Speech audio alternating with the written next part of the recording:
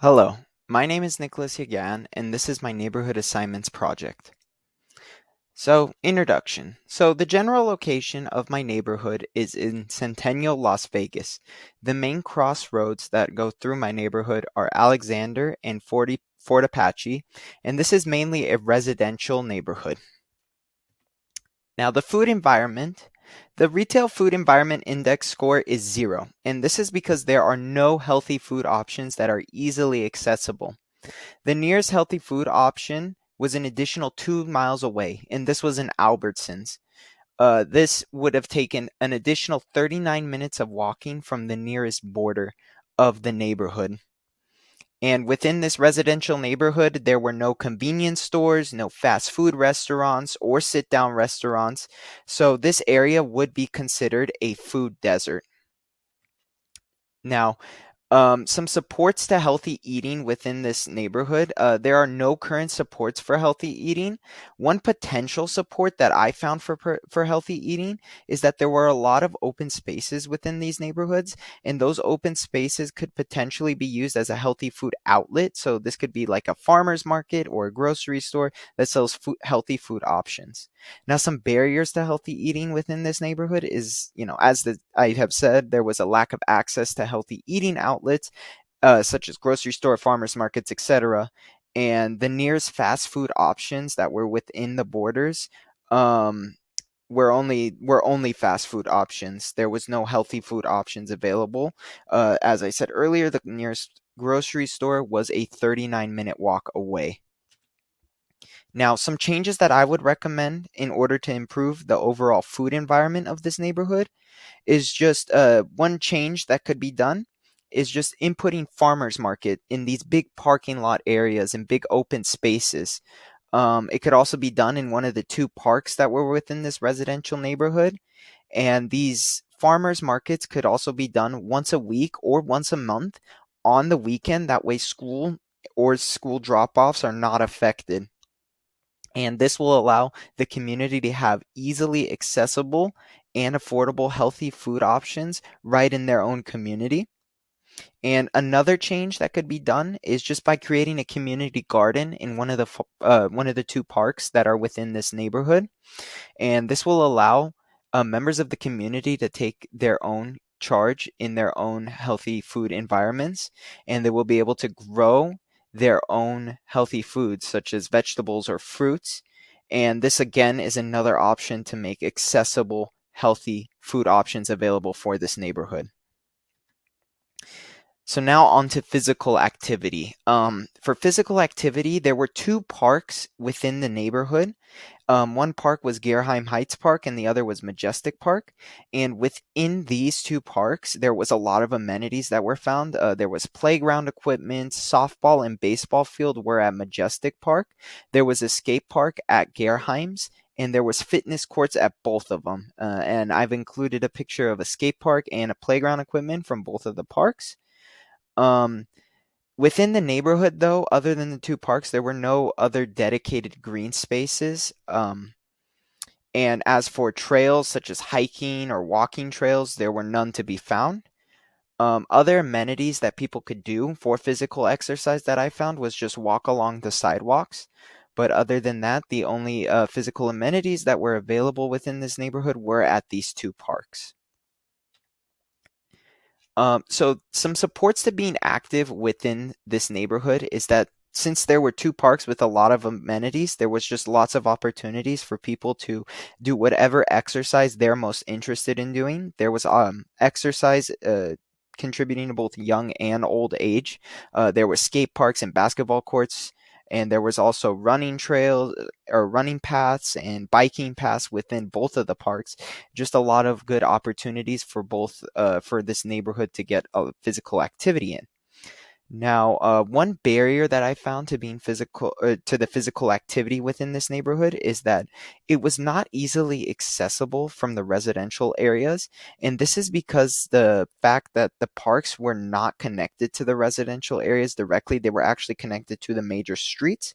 This means that people within a residency would have to walk across these major streets in order to get to the parks, which could be seen as a barrier limiting people to physical activity, especially people who are nervous about cars and getting hit and that sort of thing.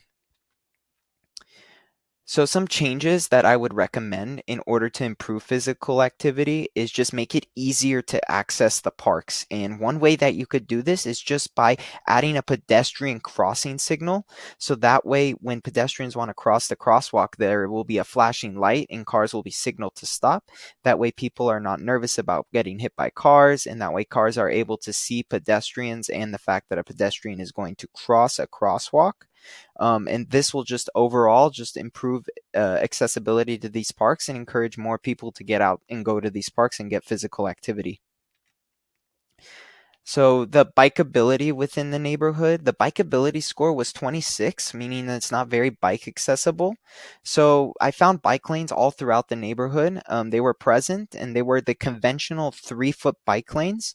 Um, they were found on both the arterial and the residential roads, and the average speed limit that I found within these bike lanes was about 35 to 45 miles per hour.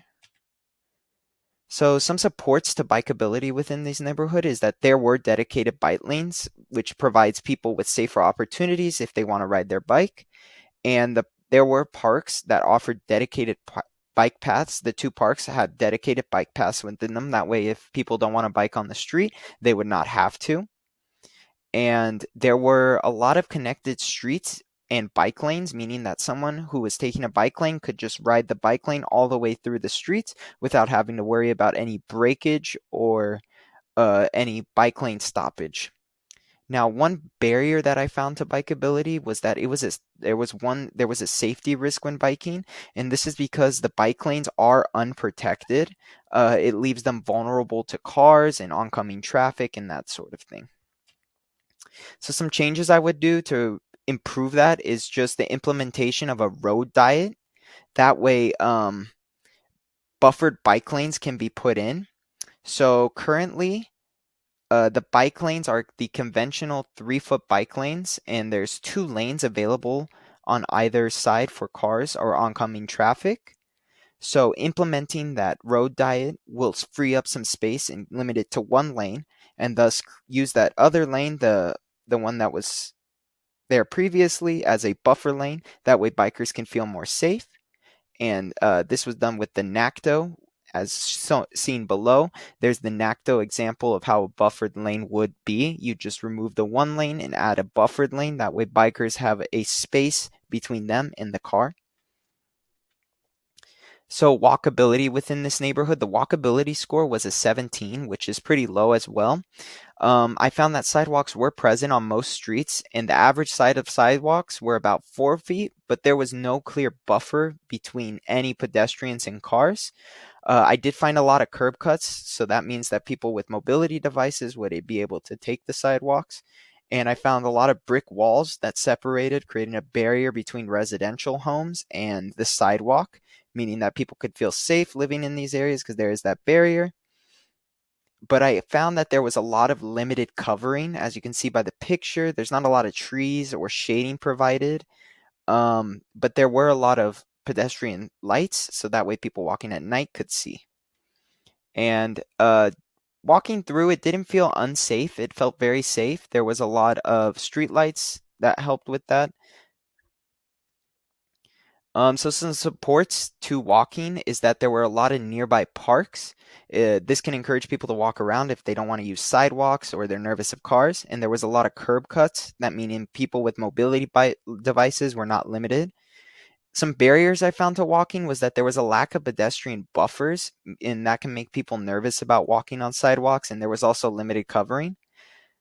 For transit, the transit score was a 27, so pretty all right.